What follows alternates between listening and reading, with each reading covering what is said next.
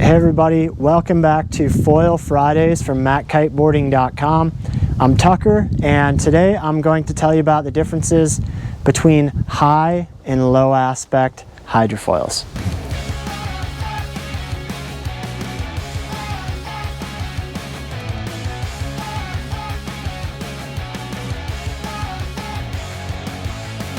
As with all of our videos, give us a thumbs up if you like the video, share it with a friend. Subscribe to our channel if you want to see more awesome content like this. You can click in the eye icon in the upper right hand corner of the screen. That will take you to our Foil Boarding Knowledge Center on our website, where you'll find more blogs, videos like this, as well as products you can purchase, of course. So jump in there if you're interested in this stuff or want to look at some more cool stuff, and you can see more great content and equipment. So in this video, I thought I'd tell you guys about the differences in aspect ratios for hydrofoils. Now we've talked about this a lot, and we try to get away from being overly technical sometimes. We don't want to confuse anybody, but high versus low aspect is pretty easy to understand, pretty digestible stuff, and you guys can kind of see what the difference is there and take a look at, two options here that'll give you a good idea of what that is.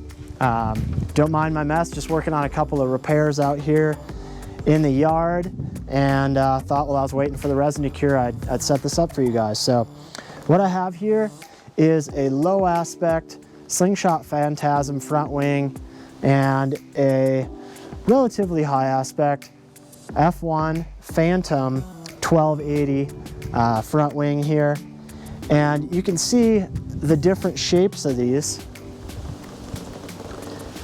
and how they differ, especially in wingspan and chord thickness. But really, these two front wings are about the same total surface area, real similar thickness, so they're cool ones to compare, and you guys can get kind of an idea of what they look like in terms of their differences between those two wings and a similar sized wing. As I mentioned, the Phantasm front wing from Slingshot is quite low aspect. You can see the wingspan is relatively narrow, at least when compared to the Phantom from F1 here. The chord length grows then because we're talking about the same surface area. So the chord length is from here to here, and that gets thicker. So lower aspect, it's a chunkier front wing. Moving along to the Phantom, you have a larger wingspan, shorter chord, and again, similar surface area between these two wings. So what that is the aspect ratio is the difference between your surface area and your wingspan.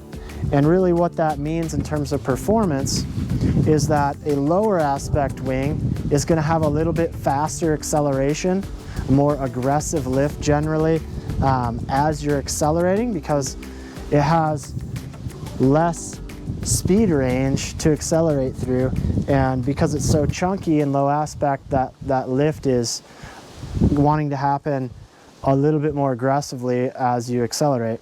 So in addition to that, you have less wingspan, so they tend to roll from edge to edge in that type of a turn a little bit faster. Now, because they're low aspect, you can expect a smaller speed range. So since they have a little bit less efficient design, they tend to have a lower top speed, not quite as much glide. So in terms of low aspect riding, they tend to work good for riding where you have a continual source of power, like kiteboarding or surfing on a wave that you don't intend to leave the wave. You're staying on the same wave the whole time, not gliding between waves or pumping or riding through the flats downwind or something like that. Now the higher aspect designs is becoming really popular lately, especially for paddleboarding, prone surfing, and especially for wing surfing. They tend to have a little bit more mellow acceleration, so they have a bigger speed range. They'll lift at the same point as a lower aspect design, but then they tend to have more top speed and glide because it's a more efficient design. It glides through the water with less resistance because of its design. So what that gives you is, again, a higher top speed, which is great. You know, if you're going on a powerful wave and you're trying to beat a section out, or if you're wing surfing and you're trying to get, you know, from point A to point B a little faster, or catch up to a wave you're trying to get on, it's great for that. Or doing jumping, of course, going faster is better for jumping. But what you also get is better glide. So when you're out of speed, you lose power and you're running just on what you have left in terms of momentum. That's glide. It's really important in wing surfing, prone surfing, paddleboarding, especially downwinding, because you don't have a continual source of power. You don't have something you can just pull in and get more power. And you're gonna have to glide through sections. You're gonna have to glide through transitions or upwind during tacks.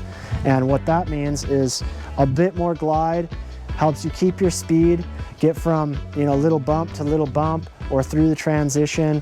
Or if you're, you know, struggling making transitions on a wing foil, give you a little bit more time to switch your hands while you're still hovering before you hit that point, you know, where it's going to want to fall under the water or just slow down and lose lift. So the high aspect designs tend to be better for that. Additionally, they tend to pump a little bit more effectively, more efficiently, you know, because of that glide, because when you're pushing them up and down, there's a little less resistance through the cord, because it's not dragging through the water quite as much. At least that's the way I wrap my brain around it. But they do tend to pump a lot more efficiently, a lot less effort on your part, and tend to have a pump that's a little shallower and faster. So it takes less cardio, less hard work on your part to do the same thing in terms of distance. So yeah, let us know if you have any questions on this. Just a brief run through on the differences between aspect ratios on hydrofoils. This has been Tucker with MattKiteboarding.com, and we'll see you next time.